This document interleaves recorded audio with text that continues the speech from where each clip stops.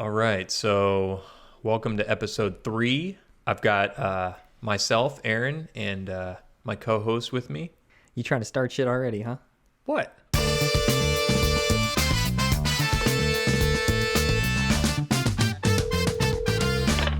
Hello?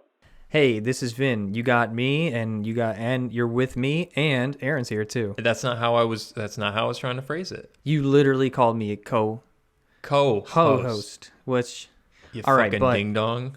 all right, but listen, the way you said it felt like sidekick, side piece, You want to get to the bottom of this? little chicken wing, friend.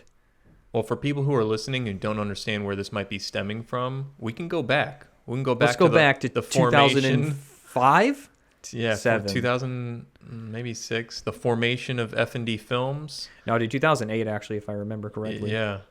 When we formed the company, on the paper, there needed to be a president and a vice president. Mm-hmm. Now, mind you, we both split the company 50-50. That's how we set it up, even split. But the title, guess who got the president? It's only because your dad helped us set it up. That's why. You had your dad in the room. Yeah. And I felt intimidated by him. And I was just in the presence of, there was an iron curtain before me, if you will. A solid wall of Franck. And they were like, and Mr. Franck was like, well, I guess my son's going to be the president. And so that's where this comes from, I think. You feel like it's like inside of you. You're like always feeling like, oh, really? Am I less than? Even when I try to establish equality by calling you my co-host, it's not good enough. It's never good enough. I do not want to admit that this actually still has power over me or that this affects me, but obviously it does. And now I'm all twisted up inside because to even admit that is just fucking with me right now. Because now I wish I didn't say anything because now the insecurity is out there. The raw nerve is blown in the wind and someone's fingering it and putting lemon juice on it. Someone's going with my little raw nerve ending sticking out. Like James Franco in 127 Hours. Ugh, ew. Remember that part? Yeah, and he like touches the nerve and then... Oh, stop. It's making me squeamish. I think they put like a sound in like... Yeah, like a feedback sound. No Christ. But do you think you could have done... Do you think you would have the guts to do that? No, I would have just been like... They'd have found my corpse and be like, oh, he didn't even try. I mean, I would carve into the rock like, sorry, not doing it. And then just die. Could you? Girls, your daddy loves you, but couldn't do it. Oh, no. I would like to be a tough guy and say, yes, I could, but he had to break the bone, too. He had to also, you know? I don't remember the movie that well, so I don't remember. Yeah, he had to also, torque his arm a certain way to snap his bone. I guess if it's a life and death situation, you never know mentally where you'll go. Sure. But thinking of it from a cushy office chair, I'm like, nah. But if I was dying, who knows? Because I'm about to break. That song would be in my head. I'd be like, give me a Linkin Park CD to listen to, and I can get through this. Because I'm about to break. Dude, nothing got me as hyped during high school as, I'll say it, Meteora. It's a great album. It's a freaking great album. Dude, you shouldn't even have to preface that with, I'll say it. If anyone's going to come down on you for saying that, they're a fucking loser. They're a dweeb. They're a lame. Would you listen to that album before football games? I don't remember what I listened to. I had it was just a CD player, like everybody had before iPod. It was before iPods. You would just have a single CD, one CD loading CD player with some crappy headphones. And you had to have jeans with pockets big enough to fit that thing. And you'd also have to pick and choose, what am I going to listen to, Mm-hmm. You only got one album. Nowadays, kids, they don't know how good they have it. They have it so good. They got the world in your pocket. I remember a lot of Blink-182. It was like that greenish red with the smiley face and the X's over the eyes, and it was just self-titled, so the album was called Blink-182. There's a couple of those tattoos floating around out there. No doubt. One's on my butt. No Doubt? You like No Doubt? No, I never got What? into No Doubt. Really? Really, dude? I love No Doubt. This is my favorite band ever. No, it wasn't. Yeah, I know. I was just saying that. I know what your favorite bands are because You don't know what my favorite bands are because I don't have favorite bands. Korn. That was a band I listened to a lot, and we'll still put on Slipknot. sometimes today. Yes, also as well. The Jean Bonnet. You know what? I actually did. I put them on recently. Yeah. Hold Up. You know, I still like it. There's still tracks I can get through. What do you think? Is it like nostalgia that when you like listen to old stuff, it's like, oh, this is still great? Or is it like, no, this is on a quality level still great? I don't know. Because some of that stuff for me, like music, I can't tell if it's just because it holds a place in my mind and heart, like from a certain time period, and I'm like, oh, I love this regardless. Mm-hmm. Or if it's just like, no, this is good for all time. It's burned into your nervous system. Have you listened to any like kind of the new, like the contemporary angsty teen, like artists like, you know, early 20s, like do you know who Poor Stacy is? Or have you heard of like, oh fuck, that's the only one I can name right now. Oh no, City Morgue is like another one. I don't know who you're talking about. Right. What kind of music do they make? It's kind City Morgue. It's kind of like I'm really actually a little outside my depth even right now. I feel like those are the bands that like if I was in high school, they're the bands I'd be listening to, Okay. and I could enjoy them now, but like I don't make a huge effort to listen to that many new artists. But I don't know how I find the stuff that I like. Spotify Discover list. I have Apple Music.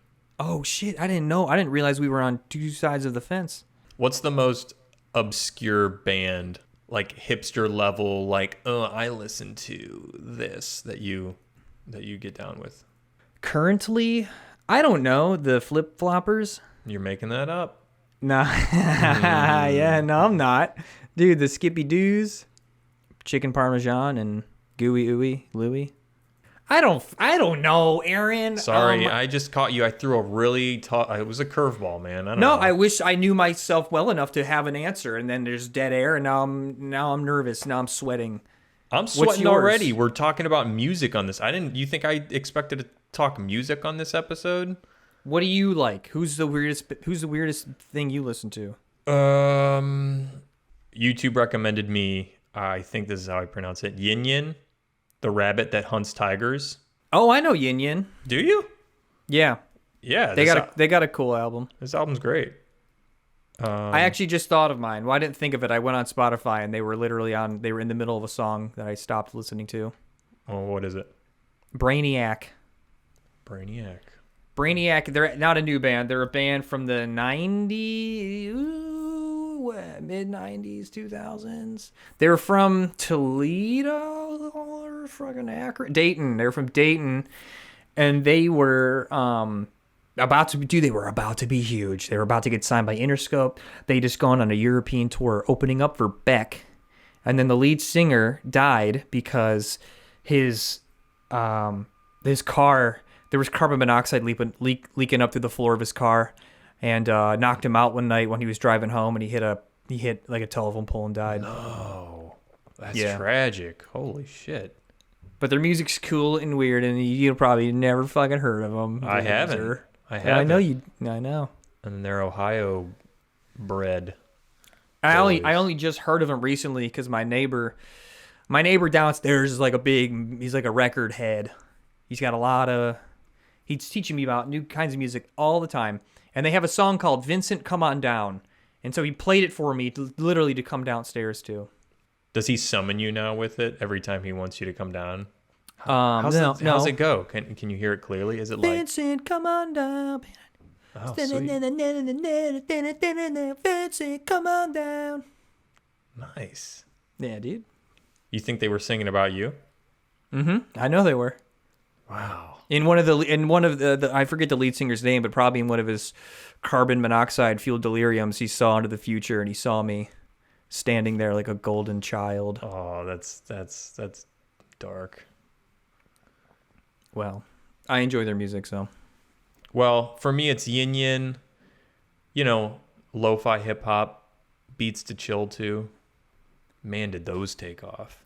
You can find any kind of lo-fi stream you want now. You can find one with Bernie Sanders. You can Will Smith has his own one. You can find Christmas lo-fi. Dude, I was going to. Remember, I told you I had an idea where I wanted to make my own. Yeah, and you were ahead of the curve. And I filmed some. I actually filmed a couple, but they didn't have the look, because the camera was kind of shitty. I needed a nice. It didn't have the feel, I looked at it. I was like, yeah, this is flat, boring. But I had the idea first before anybody else ever even thought of having the idea. You're such a trendsetter. Your ideas are so good that you don't put them into action, and then you could just sit back and laugh at all the idiots who oh yeah, now you're doing it. That's what I do. What's an album or artist that you listen to that you totally dig and people would not expect you to?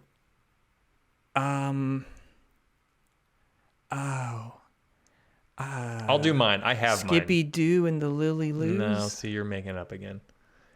I was for a brief stint pretty obsessed with Taylor Swift's latest albums. I could see you listening to Taylor Swift. Folklore. No surprise to me. Folklore and Evermore. I'm going to take that as a compliment and nothing more. Dude, you can like Taylor Swift. That's fine. Thank you. I don't need your permission. I know you don't, but I'm telling you, I think that's okay. Yeah, but I know that and that's the cool. way in which you're saying that's okay, there's a little How am I subtlety. saying it? There's some subtext there. No, you're reading into it because you're insecure. Well, no, I'm just saying you don't even need to say it. Even the act of you saying it's okay, that doesn't even need to be said. Sure, yeah. But it's okay. Okay. They're good albums. They're really good. I believe you. She's an artist. How about you? I don't like that. I don't like that. I don't know. You just said you listened to Adele's new album. Did you like it? Yeah, I was enjoying it, but it also was just it's just sad music, and I was enjoying it, but I was also this is bumming me out. I don't want to listen to it anymore. My mom, when I was growing up, my mom played a lot of... Yeah, your mom. Vin, I'm talking. Your mom. You're sorry. When I was growing up, my mom played a lot of country music, like Joe Diffie and the Dixie Chicks and stuff. So I grew up on that, but I never liked it. But we're getting some tile installed on our fireplace, and our contractor Steve blasts country music, and I'm like, man, I could get back into this. And that's something I never thought, because I never thought I really dug country music. But he's playing some stuff, and I'm like, man, this is not bad. Sitting on a horse going right home, cowboy. Of course I love you, you're my woman. Dang, who sings that? That's Joe Countryside. Joe Countryside. Okay, I gotta look him up. Joe, yeah. That's the Big Dipper, a.k.a. the Big Dipper. All right, you got a fucking answer yet? You're stalling on me. I think you don't want to say it. No, I really don't. What is it? Dude, I'm telling you, there's no music that I listen to that you'd be surprised that I listen to. What, are you trying to say oh, my palate is just I just love everything. And it's no surprise. No, because are you making me feel like an asshole? I love Taylor Swift, and who would have thought that? Because she sucks. No, that's not what I'm saying. What I'm saying is, Aaron, I am scared to go outside of my comfort zone. What's your comfort zone then? Let's get to the bottom of this so people know. Dude, rap, rock, rock metal, rap metal. I just learned was a category recently. Twee pop or twee was the... I don't know what that means. Twee is a British word meaning cutesy. It's cutesy little fucking... cute little fucking... Wait, and that's music? Well, yeah, there's a category. Because I saw on someone's Spotify what their what their chart was, what their... And you obviously didn't see this because you're not on Instagram. Good for you. I'm actually very proud of you. Thank you. Yeah, one of the categories, one of the genres was twee pop or twee something. I forget what the fuck it was. Interesting. And I was so I looked it up. What is? I didn't know what that was. I didn't know what twee meant. And I listened to it, and I looked at the definition, and it's like, oh, that makes sense. Twee And I couldn't pop.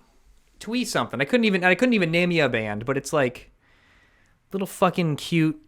Listen to some of these. We got Belle and Sebastian. We've got Beat Happening, Tiger Trap, The Pastels. Maybe I'll have to get down on some of them. Yeah, I bet you'd like it. What the fuck is that supposed to mean? I don't know. I am going to this week. I'm gonna listen to some of those twee bands. That's where my answer lies there. To your question of what would people be surprised that I like, it's somewhere out in that meadow, in that daisy field. Yeah, go frolic. I will. This is something that you could speak to that I can't, but I want high school band names. You played, Vin. You were bassist, right? I had a bass guitar. On the back of the bass guitar, there was the words "poop nasty" because the bass belonged to our friend's older brother, and that was what he put on the back of the bass. I bought it from him. I bought an amp, and then I was in the band Flint 55. Flint 55. Ring any bells, anybody? You might have heard us in your dreams. Was that the only one you were in? There was Flint 55, and then there was... I think that was it. And I remember we were practicing in my friend's basement. Sam was watching, and he was like, Jake, you're like what you're doing, Matt. I like what you're doing. Vinny, I don't really know what your point is. I don't know what you're... Like, I can't really hear what you're doing. And he was not wrong. Because the bass is like the rhythm section. It's like, it kind of backs everything up. And I didn't know how to do that. I just knew 8 chords. It was like 1, 2, 3, 4, 5, 6, 7, 8. 1, 2, 3, 4, 5, 6, 7, 8. 1, 2, 3, 4, 5, 6, 7, 8. 1, 2, 3, 4, 5, 6, 7. You just play those over and over. That was the blueprint I had to go on. And you got called out? I got called out, dude, and I went home and I What were smashed. the other band names or friends? I don't remember. Oh well. None of them made it anyway. I've quit a lot of instruments in my life, and it's one of my great regrets. When we were kids, my dad bought us a Casio keyboard. That thing sat in my room and collected dust. Parents bought me a saxophone to play in the band.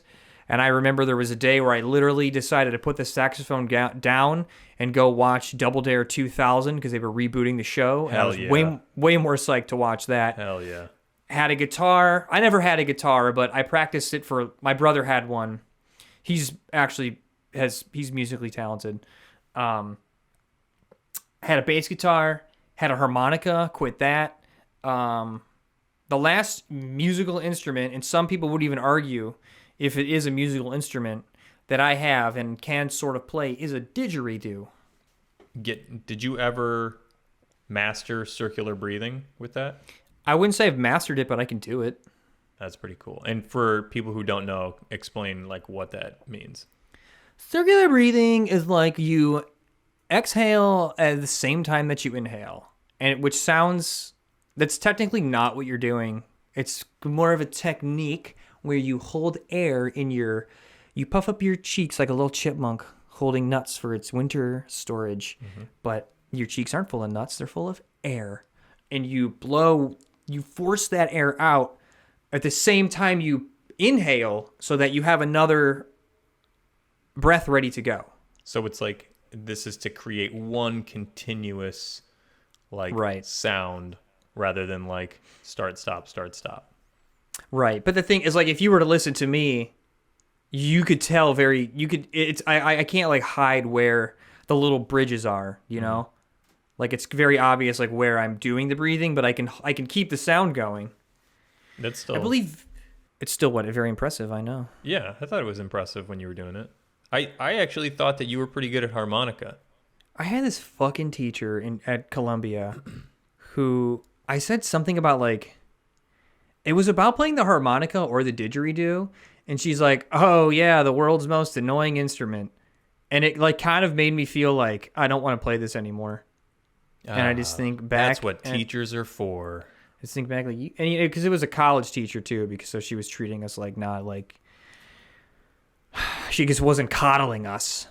And she let me know that what I wanted to do was annoying to her. And I wish I was a stronger person back then. I could have said, fuck you. Would you have said that? If I was the person I was now, if I had the confidence I had now, I wouldn't maybe have said fuck you because it was a teacher. But I've been like, that's a very not cool thing to say to me. Or I might have said fuck you. I don't know. Ma'am, do you know that you are discouraging the pursuit of the arts right now? What is your fucking problem? Are you mad because you tried to play the harmonica and you can't because you have a lung disease that prevents you from doing it? Yes, I am. I smoked for 30 years. Yeah, I think you could probably put the harmonica right up to that hole in your throat, and I bet we can get through this. Let's jam.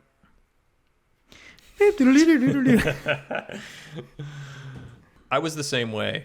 I didn't go through that many instruments, but I learned quickly that it wasn't for me. When I was in, I still say it to my mom, when I was in 4th grade, I did orchestra and I played the violin. I wish I still played the violin. I feel like that would be such a cool skill to have. Your life would be just so much better. And you just don't think about it when you're that young, you know? If you had a time machine and you could go back and tell yourself one thing, you have 30 seconds to tell yourself something. You have let's say you can go back to when you're 13. I would say you're going to get really bad acne. Maybe stop eating so many Oreo cakesters. And then 13-year-old you replies, But they're so good. your mom did always have the best snacks though. We had the best snacks. You had the best snack cabinet. Cheesy Poofs. Anybody in the Midwest knows Little Debbie. We had the Little Debbie sweet. Oh, you want Star Crunches? Oh, you want Swiss rolls? Love a cream pie. We had it all. Zebra cakes, cosmic brownies. Cosmic brownies. That we didn't often have them, but sometimes they showed up. Did I tell you how much I like cream pies? Yeah, you just did. They got smaller. Everything's gotten smaller. I was looking at a recipe for dinner the other night, and it called for a 6-ounce bag of spinach, and I looked at my bag, and it was 5 ounces. And I looked at the recipe, and it was from like early 2000s, and I'm like, oh, cool, just shrinking away. Just trying to milk every last dollar out of us. Do you know about the Phoebus cartel? Wait, is that a real thing? Yeah, it is. Okay, should we back up and should we talk about it more? I would just be telling you shit I heard off another podcast. Oh, really? Recycling? Just recycling information. I'll break it down real quick. So the Phoebus cartel was a thing in the day. It was a bunch of business magnates who got together one day and they said, hey, our profits are low. We can jack them up if we make our bulbs blow. After so much time, you see, that's planned obsolescence. It's good for you and me. If we make these things last for too long, we can't sell as much, and then I can't sing the song. There's like this light bulb in this firehouse that's like been going for over 100 years because they used to make them that good. Oh, I believe it. And it's, so I mean, it's why do you? It's a real thing. It's no wonder why you get furniture from your parents or something, and it's just like, oh, dang, this looks brand new. It's like, yeah, well, they made it that way.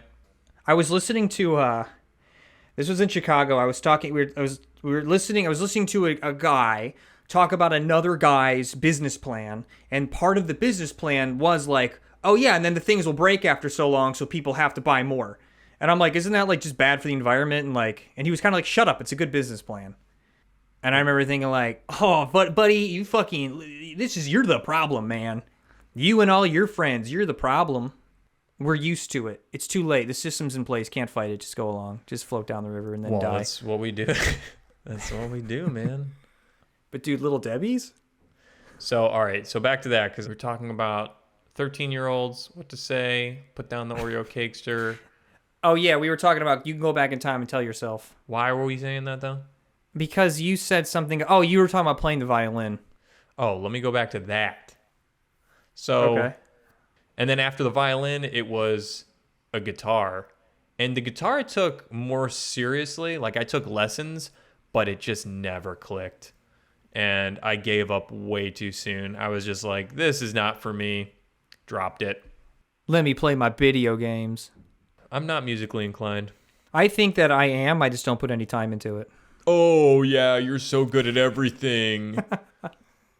I used to get really mad at you when like you do better than me at sports, like when we'd be playing basketball, because you would dominate, and I would be like, fuck you, bro. I would actually, my competitive spirit would raise when you would do well, because Aaron, you're objectively, I could say you're more athletic than I am. It's just because you're taller. That's it. I would dominate. When we would play basketball in your fucking driveway, I just couldn't. You would be doing the best. And I would get physically upset about it. I would get angry about it. Like, God, why is he fucking good at basketball? Describe how good I was. Dude, you were like a shining god. Towering over everyone else because, like, your genes were, like, superior. Yeah. And, the way you would move, like, it was like watching a hummingbird. You were like a golden snitch. Wow. Out there on the field with the ball, and your dribbling skills were like unmatched. You had finesse. It's like you were Goro. You had like 4 arms. You were that tall in your stature. The way, you weren't actually like that, but like the spirit you projected was like Goro-esque. And then I tried out for 9th grade basketball and didn't make it. Oh shit! Fucking loser. You suck, bro. I suck. I tried out for the 7th grade team, didn't make it, and I cried. When? In 7th grade. Well, I know. When did you cry? Did you cry in the locker room when you learned, or did you cry to your mom afterwards? No, I started tearing up in the locker room. I remember, and one of the guys who made the team was like, "It's okay, Vinny." Oh, that's nice. He was actually really nice about it. It was me. No, it wasn't. Yeah, it was me. I said. No, it wasn't. It was. I know who it was. It's okay, Vinny. Why don't you go home? This isn't for you. That's what I said. Maybe I blocked it out. I roughed your hair up a little bit, and then I took you to the car, and I remember your mom was waiting, and I said, "Was that you that gave me a kiss on my forehead?" Yeah, and I said he's not feeling too well because he really botched these tryouts. He didn't make it, but he'll be okay. Let him sleep it off. Your mom was like, "Thanks, Aaron. You're way too good at basketball," and I was like, "I know." And then I went home that night and I opened the oven, and it was a gas oven. And I made chicken nuggets. And I made myself chicken nuggets to feel better about it. Good. I liked playing sports, but I gave them up. I gave them up to make movies. That's a classic story. Isn't that what High School Musical's about? He stops playing basketball. Yeah, Zac Efron stops playing basketball to pursue the arts, and his father's like, "That's gay." Oh, that makes sense. Yeah, so you quit football, and then they hazed you. Lightly. I would get yelled at by the other players, like, "Play football!" And then I was dodging the coach everywhere. No, dude, didn't they hold you down and dump oil all over you? And they were like, well, yeah. They were like, "Wrestle him. Let's all wrestle him." Yeah. They locked me in the locker room for like 3 weeks. And they fed you cornflakes under the door. Mm-hmm. And like, "You're not coming out, Frank, until you agree." That was the worst. Do you want me to tell you how I had to quit the wrestling team? I didn't know that you wrestled. Oh, for a time, Aaron. For a time. Did you have any matches? No, I never made it past practice. Why'd you quit? Because I'm weak. That's it. You just got pinned a lot and you were like... I straight up got like flipped. This dude like fucking suplexed me. Onto your neck? Yeah, I broke my neck in 4 places. Whoa. But it was like I went flying. Like this dude picked me up. He was way too heavy for me though. Like we were not matched well. Yeah. But my dad was a wrestler, and so he encouraged me to do it, and so I tried it. But I was not an aggressive kid. I couldn't tap into that. I couldn't tap into it. I've always been a non-confrontational person. For sure. Or like when, I might, when we're talking, people kind of hear me and they go, "Whoa, that dude's hardcore. He's got an edge to him. Look out." But in the face of real danger, I talk my way out of it. Yeah. I don't like to fight. I've never been in a real fight. When I hear you talk, I'm like, shit, look out. But then knowing you, I'm like, yeah, it's Vin. He's harmless. Cuddle bear. He's a cuddly little stuffed animal. A little bugbear. So I had to quit, but my dad was like, okay, if you want to quit, you have to call the coach and tell him. How'd you do it? I called the coach and I said, Coach Wrestleman, Yeah, he did have a very appropriate name. I don't want to do it anymore. He said, fuck you, coward. Weakling. Wuss. You little sissy pants. Did he just... He spit. I heard him spit on the receiver, and it came out of my end. No way. Thwack, hit me right in the eyeball. That showed you. It did. And I was like, I don't want to do it. Yeah, you're already done. I wouldn't let you rejoin if you asked. You never walk away from wrestling, kid. Then he would see me in the hallway, and he would stone cold stun me. My 90-pound frame. I quit football, and I had to have that talk with my coach because I quit football to make movies. That was around the birth of FND Films, and I was going to be going into junior year football, and I had to tell the coach, I want to make movies. I don't want to play football. Dude, I'm sorry, Aaron, you wouldn't have made the cut. I wouldn't have. You would have made. You would not have made it to the NFL, dude. I know So you made the right choice. You didn't. You didn't have what it would have taken. You don't have then or now. Your little jabs, they don't do nothing to me. Dude, I'm just trying to. They don't even break skin. You hear me? You don't even. Your little jabs, they don't even leave a mark. I wish you would have tried just so you could have seen how far off you were. Oh, really? Because when I was in the weight room, freshman year, they would say, Frank, we don't even have enough weights for you. Oh, really? And I would say, order more. Actually, it was more like, order more. That's the real reason I quit football, is I was too good. Excuse me? I would play the quarterback and the wide receiver. I would be the whole team. I would snap it to myself, throw the ball to myself. Would you block for yourself, too? So you just stiff arms? Yeah, while the ball was in the air. Bam, bam, bam, bam, bam. They called you the palm tree because you were you were palming people and you were sturdy like a palm. You were tall and sturdy like a palm tree. Mm-hmm. That was a real thing. That was a real name they called me. It's the tropicals, can't stop it go. Yeah, no, football didn't last long. All I'll say is I'm glad I'm not the person I was in high school. I wasn't a bad person. I just, it's like you grow and you learn and you... We were all obnoxious, ignorant little shitbags. Yeah. But we weren't like terrible people. I wouldn't say we were like malicious because there were bullies. We know who they were. We won't say names. Mm-hmm. But I was one because when you go from like 18 to like 25 to like 30, those are like pressure cooker years where you're changing a lot because whatever, biology and also what the world is expecting out of you. I'm curious though, because now that I'm 33, oh God, how much different I'll be like when I'm 40. Like the difference between me, 20-year-old me and 30-year-old me, I'd say is like pretty remarkable. And I wonder if the difference between like 30-year-old me and 40-year-old me will be as much. Well, we'll check back in on that on this podcast in 7 years. Wow. We'll do it too. I'm not going to forget. Nah, this won't last that long. All right, we'll see you on the next episode, everybody. Bye.